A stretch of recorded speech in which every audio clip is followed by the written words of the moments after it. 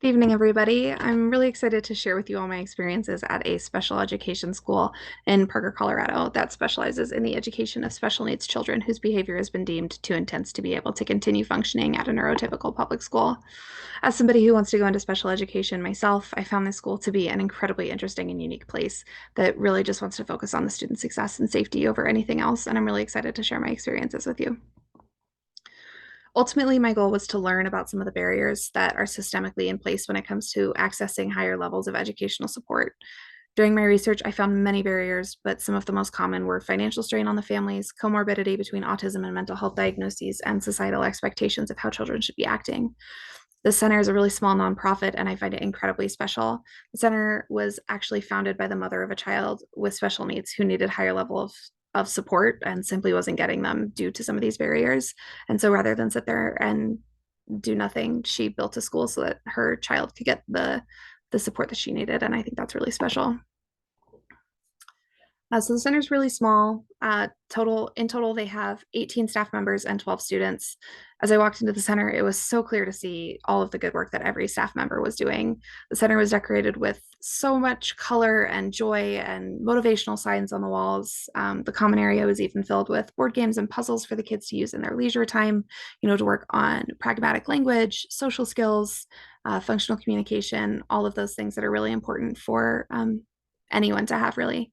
The kids were so excited to meet a new person in their center, and they gave me a very thorough tour.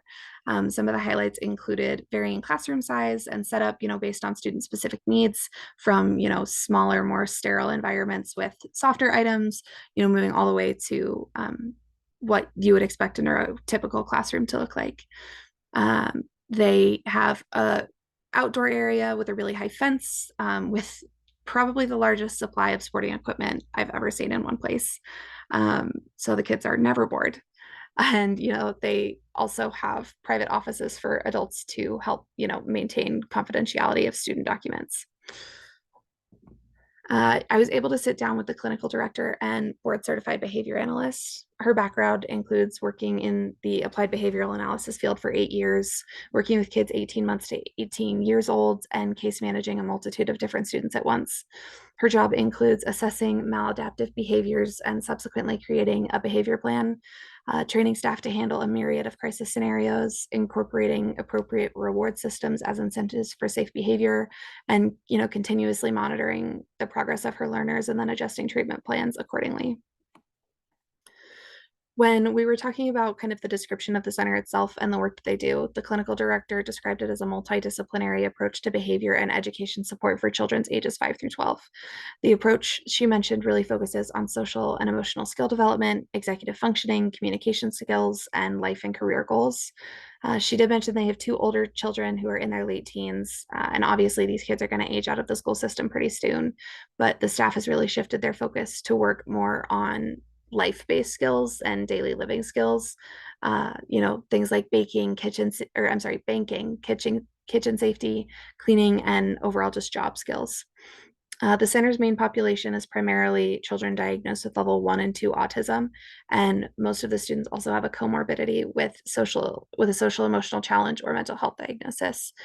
In regards to the staff, the director told me that they have a varying amount of backgrounds with staff members, and it really helps create a more well-rounded staff in order to help best support their students.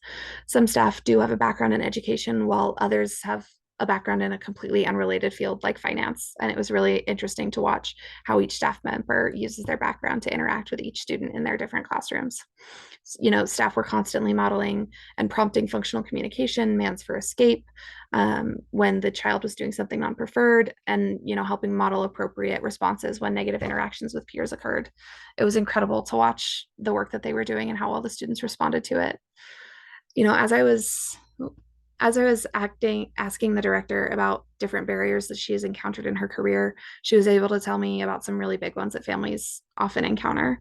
Some of the big ones, as I said earlier, include finding additional services outside of school for mental health support, speech language pathologists, and occupational therapists. It also includes some really long wait lists for parents to access those supports, financial strain, separated households, plenty of things like that. Some ways that this center combats that is offering financial support and funding support programs where they can. back and forth sheets to help open the doors of more communication, counseling resources for the whole family, and a resource guide is given to each family who enters the school. These supports are in place, but even the clinical director agrees that there's much more that can be and should be done in an effort to help these children. When speaking with the director, she also shared one of the biggest and most taxing barriers for these kids is the societal expectations placed on them. This is especially true for this particular population of students. Often, members of the public are far more understanding of a child having an outburst in public if the child looks disabled. But when a child has a social emotional disability rather than a physical disability and is having a hard time, there are so many sideways looks and judgmental comments and disgruntled body language, not just towards the kid, but I'm sorry, not just towards the parent, but towards the kid too. These types of things often create a lot of embarrassment for the parents and the kids, which leads to them limiting interactions in public settings. And, it leads to them hunkering down in their homes and having to keep their child separated from most experience that children their age group are having. It's not just going to the grocery store, it's birthday parties and parks and pools and, all the stereotypical things that kids their age get to do. Um, One thing that the clinical director said is that their entire foundation is built entirely on trust. And, a lot of these families have to access things like educational lawyers, third party advocates, educational supports, things like that. And if there's not transparency and support between, the support people for these families, there's no way for the child to grow. So something that the center really tries to do is, continue to foster and help build that open communication and trust. In the end, it's really clear that barriers to accessing special education are so present, and there are still so many steps that need to be taken in order to destigmatize and progress through this world so that children can access the supports that they need to be successful in life. I just want to end with a great quote that was given to me by the clinical director. She said, "At the end of the day, perfection isn't the goal, but building a better understanding of self and how our own behavior affects others is." And I think that's a really beautiful sentiment that, rather than trying to strive for perfection, if everybody were to take a minute and really try to look inwards and at themselves and see how their own decisions impacted other people, we might be able to help dismantle some of these barriers from continuing to be a thing. Thank you for your time.